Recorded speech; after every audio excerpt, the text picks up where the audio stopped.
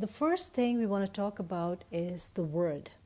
Any language, any speech has paragraphs, has sentences. If you keep breaking them down, you come down to a word. Speech is made up of words. Similarly, in Arabic, the speech is made up of words. A word, one word, a word in Arabic is called kalima. The word for the word in Arabic is kalima. Kalima means word. Kalimatun, a word. A kalima is of three types. Okay, so when I see something written in Arabic, it will be made up of words. What we are saying here is those words can be one of three things. The word can be an ism, it could be a fi'l, or it could be a harf. Ismun, fi'lun, harfun. Every word in Arabic has to fall into one of these three categories. And inshallah, slowly and gradually, we will start recognizing each of these words and we'll get really good at it, inshallah. Today, we want to start with ism, and for a few lessons, we will continue talking about ism. Ism is a word that in English you can kind of call the noun. But in Arabic, they say that ism is more than just what a noun would be in English. Because an ism in Arabic includes pronouns, adjectives, adverbs, ideas, and more. So ism is a bigger category than a noun would be in English. When I see a word, how do I know if this is an ism or not?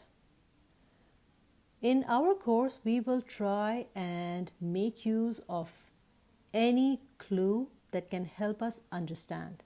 Whether it's a conventional or non-conventional thing, it does not matter. If it helps us understand and remember, we are going to use it, inshallah. So, the clues, some of the clues to tell us that an ism, the word is an ism. Number one, only ism can have tanween. We don't have to worry about what a tanween is. We just spent some time trying to understand what tanween is. Tanween was the doubling of the haraka. 2 fathas, 2 dhammas, 2 kasras, that's the tanween.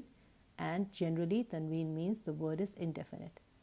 If you see the presence of tanween on a word, you can close your eyes and say, this word is an ism. So for instance, babun, the last letter of the word bab has a tanween dhamma, has 2 dhammas. I am sure this word is an ism. The word babun is an ism. Only ism can have lam at-ta'rif. Lam at-ta'rif is basically what in English I would say the article the definite article the. In Arabic it is written al. The letter alif and the letter lam together, al. This al you will see at the beginning of the word, and this makes the word definite. Presence of al tells me that the word is an ism. So now I have 2 telltale signs. If a word has tanween at the end of the word, tanween is always found at the end. If a word has tanween, that's an ism. If the word has al at the beginning, that is an ism. Third clue.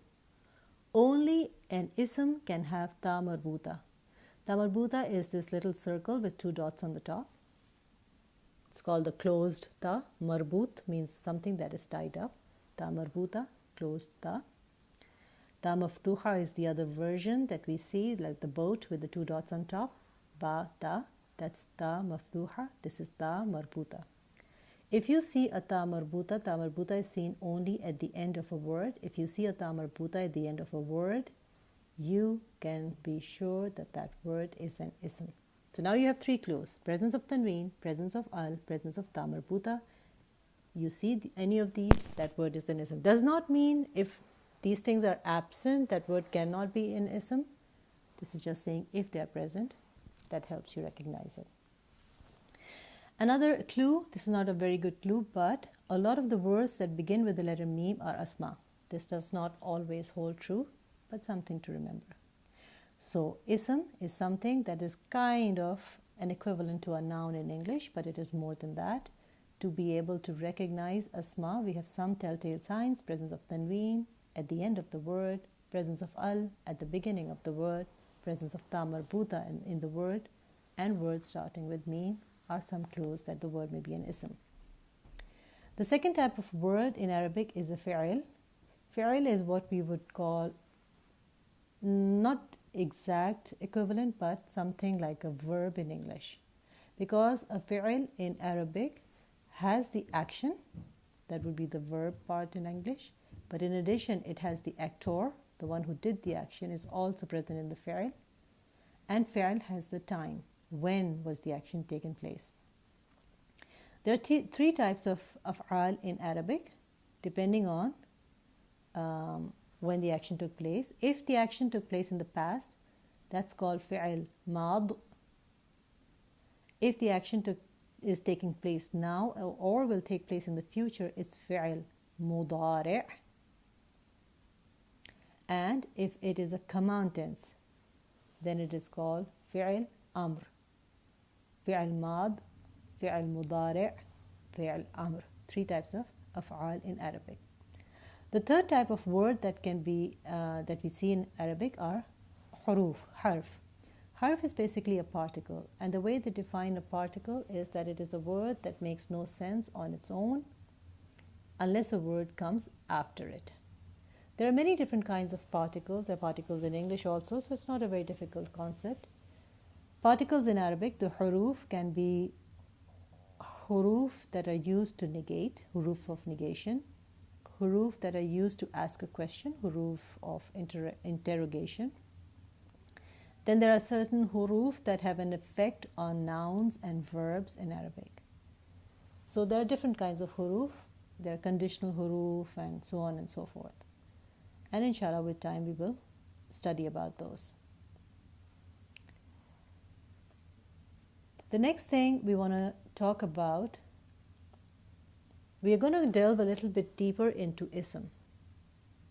We just learned that any word in Arabic can be either an ism or a fi'il or a harf, and now I'm saying that we are going to study a bit more in detail about ism. So the first thing I want to talk about is the properties of ism. Any ism in Arabic has 4 properties.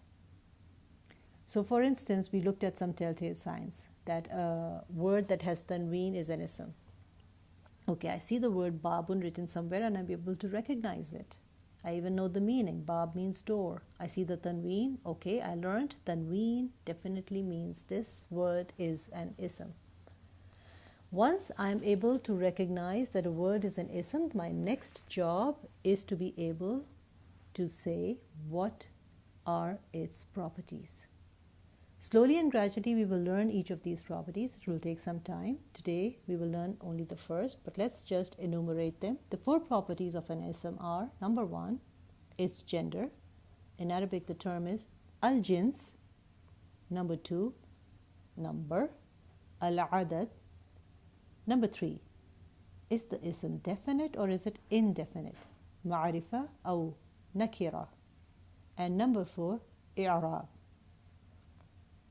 So ism, any ism, I should be able to tell what is its gender, what is its number, is it definite or indefinite, what is its i'rab. And as I said, we will learn these one by one, inshallah. But let's categorize them a little bit further.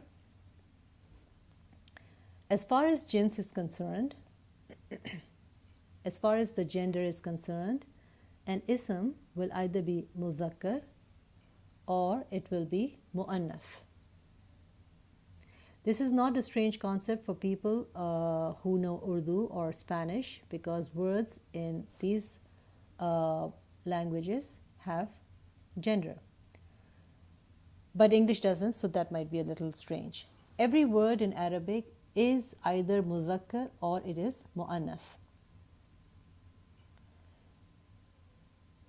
It's either masculine or feminine. The second property of ism is its adad, number. An ism can either be mufrad. Mufrad means that ism is talking about one of something.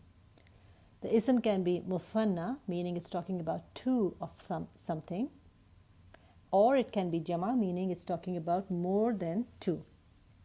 So mufrad, muthanna and jama. That's the number property of an ism. You should be able to tell, is this ism talking about 1 of something, two of something, or more than two of something.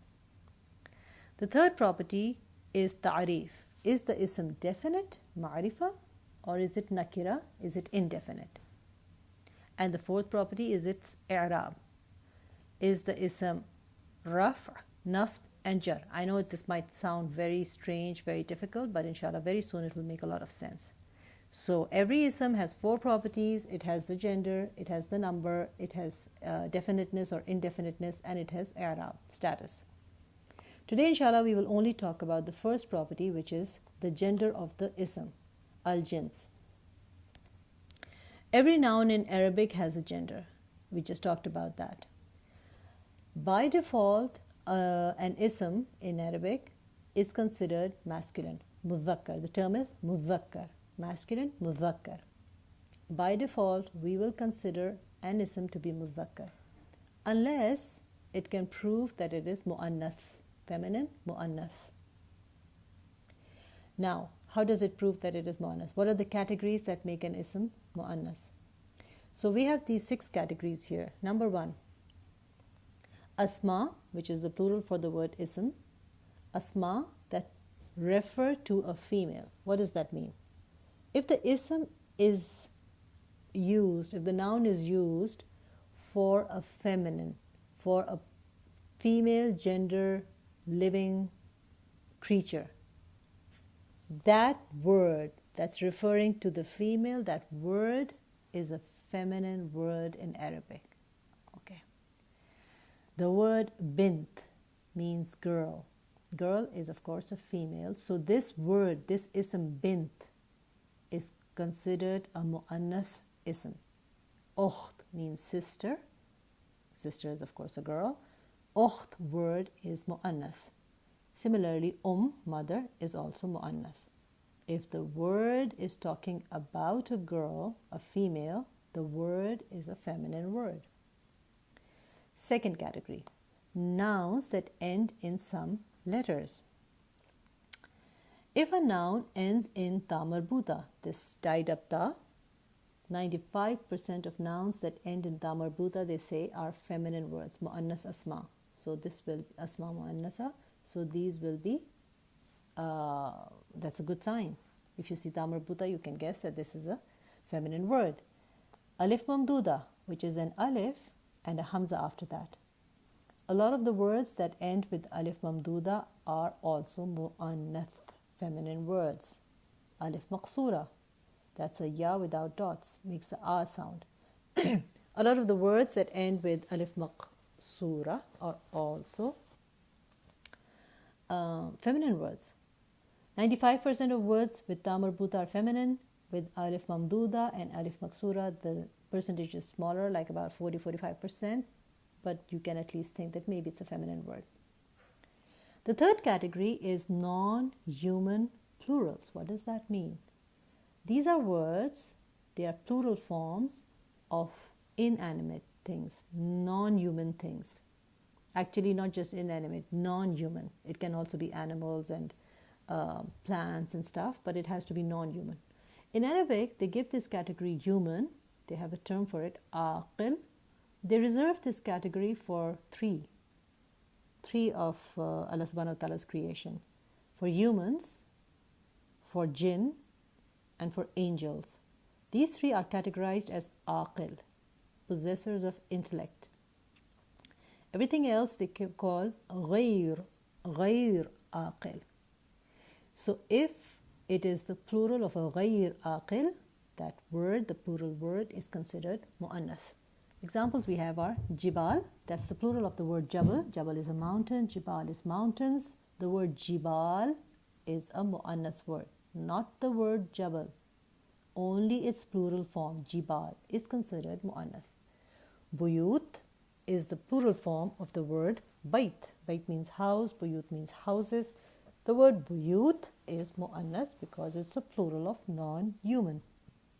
Abwab, plural of bab. Abwab means doors. This word abwab is mu'annath because it's a plural of non-human.